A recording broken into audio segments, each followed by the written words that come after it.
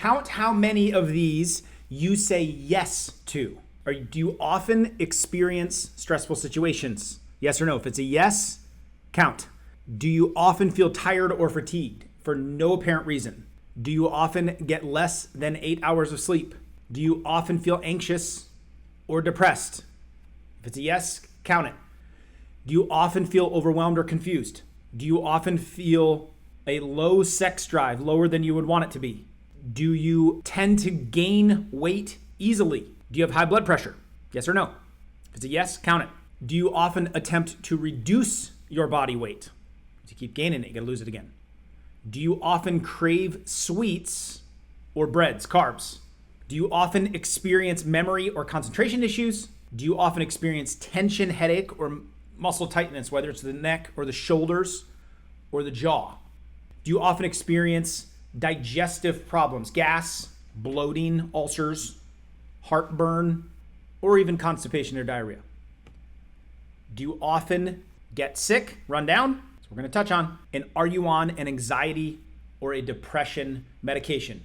Add them up. How many fingers did you count? There's 15 questions. Out of that score, 0 to 5, not as impactful stress on your immune system. I'm going to break down how this all piles up and what it actually does to your physiology. Plus, I'm going to give you the remedies so you can start lowering this. If you're between 5 and 10, need to start addressing this or it starts creeping up, it lowers your immunity, it leaves you wide open for a whole host of chronic conditions. If you're over 10, pay attention to this video. So if you are higher on the stress levels, this is what it actually does to your body. The increases first, okay? This is the real reason why it depletes your immune system, because stress starts increasing the heart rate. That is vitally important because heart rate is directly tied into HRV. So these two very connected. When you go to bed at night, your heart rate needs to come down.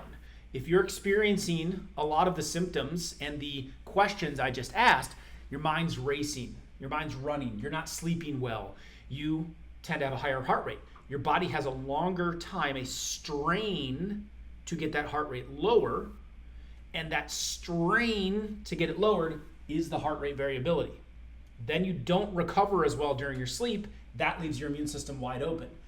Also then is directly tied into blood pressure. I don't have to explain that to you too much. When you're stressed out, that thing's going up. The comorbidities for viral deaths during the pandemic, one of the number one comorbidities was high blood pressure, okay? Cholesterol is gonna go higher.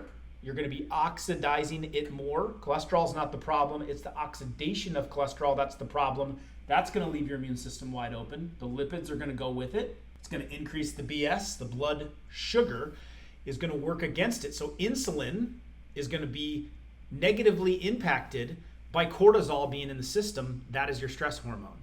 So it's going to impact that. It's going to have more resistance, which is going to add more weight. Another major comorbidity of if you come in contact with a virus or cancers, the higher the blood sugar, the worse off. In fact, cancer feeds off of blood sugar. Insulin resistance is what it leads to. Increase in anxiety and depression, of course. The higher the stress levels tends to be more and more of that, and we're medicating for it, which depletes the immune system. And then aging and stiffness. If you find yourself more stiff recently or more than normal, directly look to the stress levels inside of your body. Now that's what increases. This all is a perfect formula for a depleted immune system. That heart rate variability is going down. This is your recovery index. This is one of the most important numbers, in my opinion, when it comes to health. I monitor mine most every day. You can get a wearable to monitor it. Your phone has some capabilities of it. You can wear a strap to monitor it. You can wear one on your wrist, on a ring. There's multiple ways now to measure heart rate variability. But looking at minimum your heart rate and your heart rate variability, this number needs to be high. So the higher we can get it, the closer to 100, the more your resistance to the stress you're under, and this is a big predictor of immune health.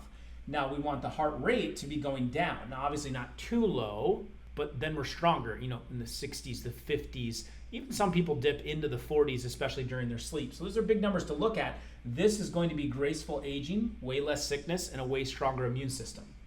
Now, memory is going to go down the more stress that you are under. So if you have high amounts of stress, the body is using those resources for other things. Memory takes a hit, as does concentration. And altogether, this is the big hit on immunity. This is why a lot of us get sick, run down. Obviously, when a lot of these things are going on, you get run down very easily. We throw medications into the mix. We're leaving our immune system wide open. So what can we do about it? All right, so here's my favorite 6 when it comes to decreasing the stress on your system, increasing your heart rate variability, leveling out your heart rate, which is going to impact all of these conditions. All right, number 1, increase your stress resilience.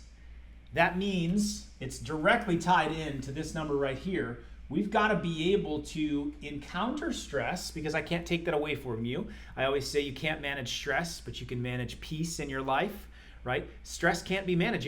It's hard to stop the accelerators of life when it comes to deadlines, unexpected events, but what you can do is strengthen your body's ability to deal with those events. And so how do you do this? One of my favorite ways to do this is through nutrition, specifically lack thereof, or not eating, fasting. One of the best ways to strengthen the resilience of your body.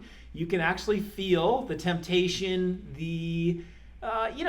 some of you just, that I see a lot. Like, I just did my first fast. I'm so proud of myself. I went 29 hours. I went 16 hours. I went 2 days. So that kind of resiliency that your body, imagine you just got stranded somewhere in the woods on a deserted island. You didn't have food.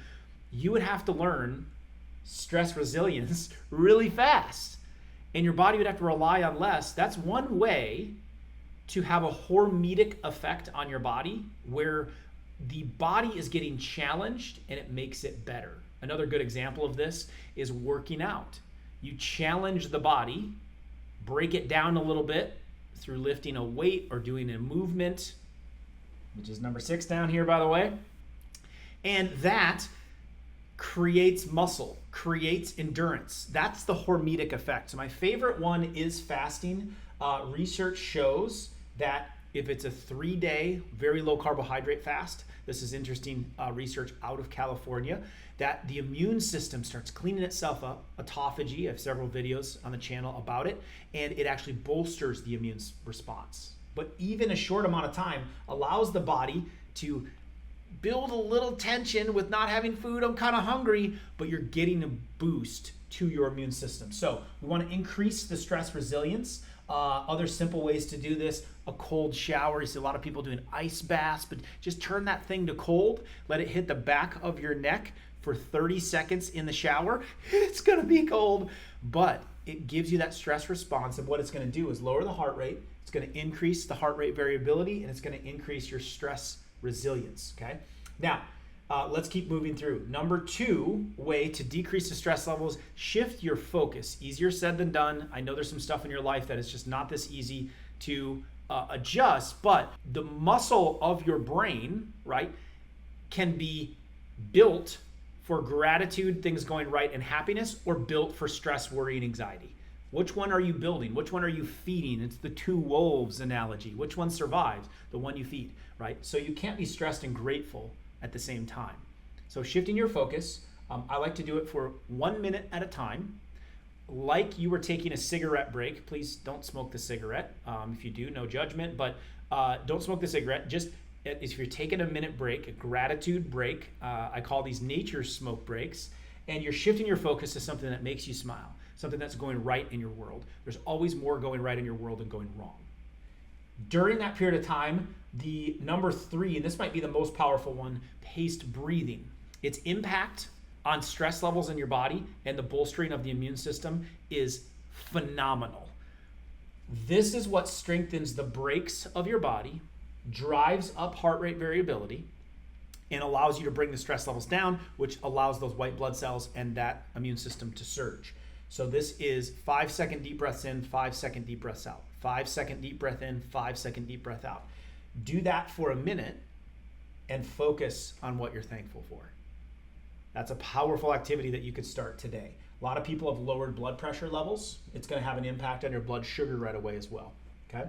Now, number 4, the adaptogenic herbs: holy basil, rhodiola, ginseng, ashwagandha. Those 4 are my favorites for having a direct impact on the cortisol, the stress hormone inside of your body. In fact, ashwagandha, it's a mouthful, but it has actually been shown to up to 30% reduction in the stress hormone floating around in your system. So that would make a big impact on your insulin resistance, on your anxiety levels, on your weight, even your stiffness.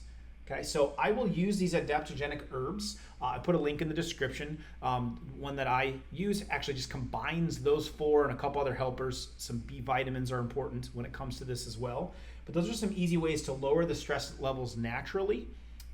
Make sure, though, you are absolutely doing the nutritional changes like fasting, the gratitude side of things, the paced breathings. These will take you a long way, but if you need to use something to help you through a tough period of time, you are full of anxiety and depression, I would look to adaptogenic herbs. My favorite is ashwagandha and rhodiola. Holy basil is good and ginseng is good as well. Combining those together can have a profound effect on it. Now, should go without saying, sleep and movement are the last 2 that I have here. If you are struggling sleep-wise, your heart rate variability is going to be lower if you're waking up a lot. Your heart rate is going to be higher. It's going to impact all of these. That's going to drive the immune system into a bad place as well. So from a sleep perspective, up to 30% of America is getting disrupted, insufficient sleep every single night. It's a third of you listening right now. This is a massive problem that really gets brushed over, or we are trying to take some kind of substance to get us to sleep.